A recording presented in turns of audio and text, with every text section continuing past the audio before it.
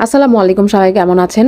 এই মালটাগুলো আমাদের বাংলাদেশে এখন এত পরিমাণে বিক্রি হচ্ছে, মানে এখন যে আমরা অনেকেই যে আগে হলুদ যে মালটাগুলো কিনতাম, আসলে বর্তমানে এই মালটাগুলো সবুজ মালটাগুলোর চাহিদা এত বেড়ে গিয়েছে।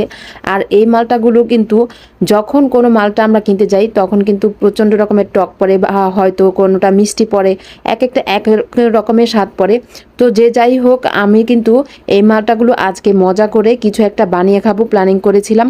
আর বাচ্চারাও কিন্তু খুব ইন্টারেস্টেড নিয়ে দেখছিল, ওরা কিন্তু খুব বিরক্ত করছিল। তো আমি ভাবলাম যে আজকে একটু ভিন্ন রকম কিছু করি। মালটাগুলো যেহেতু একটু মিষ্টি কম ছিল, তো ভাবলাম যে ভিন্ন রকম কিছু করলে বাচ্চারাও মজা করে খাবে, আমরাও একটু মজা করে খাবো। আর দেখতেই পাচ্ছেন এখানে কিন্তু অনেক রোদ উঠেছে, রোদ্রে বসেই আজকে অনেক কাজ করেছি এখানে। তো সব কিছু আমার এই রান্নাঘরটি পরিষ্কার করতে করতে ভাবলাম যে ছোট একটি ভিডিও করে ফেলি, যে এই মালটাগুলো আজকে বানিয়ে খাই।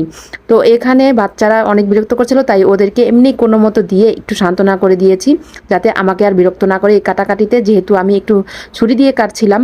তো এইদিকে মালটাগুলো কেটে দিচ্ছি। এই মালটাগুলো কিন্তু এমনি অনেক পুষ্টি আর অনেক ভিটামিন সি আছে এই মালটাগুলোতে, প্রচুর পরিমাণে ভিটামিন সি।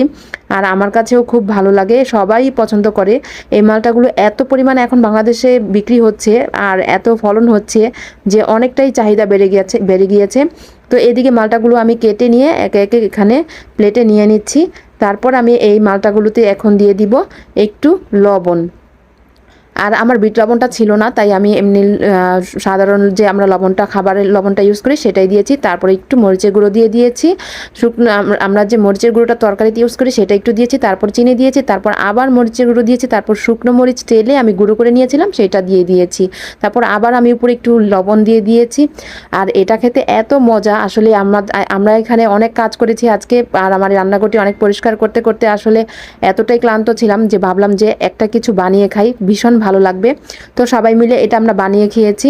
আর এই তো বৃষ্টিতে অবস্থা খারাপ আমার এই রান্নাঘরটি, তো বাচ্চারা কিন্তু ভীষণ মজা করে খেয়েছে, অনেক ঝাল লেগেছিল তাদের অবশ্য, তারপরে অনেক মজা করে খেয়েছে, আমরাও অনেক মজা করে খেয়েছি।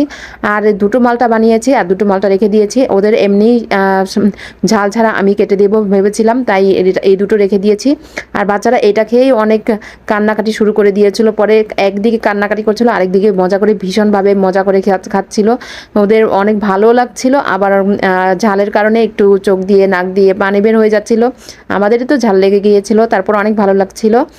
তো কেমন হয়েছে আজকে আমার এই সাধারণ ভিডিওটি, সিম্পল ভিডিওটি? ভালো লাগলে আমার চ্যানেলটিতে একটি সাবস্ক্রাইব করার অনুরোধ রইল। আপনাদের দোয়া ভালোবাসা আমি অনেকটা এগিয়ে যাব, এবং আমার যে স্বপ্নের পথে পেজটি আছে সেটিতে সবাই একটি ফলো দিয়ে আসবেন আর কমেন্ট করে জানাবেন আমার এই সাধারণ ভিডিওটি কেমন হয়েছে। সবাই ভালো থাকবেন, সুস্থ থাকবেন, স্বপ্নের পথে পাশে থাকবেন, আর আমাকে সবসময় সাপোর্ট করবেন, আমার জন্য দোয়া করবেন।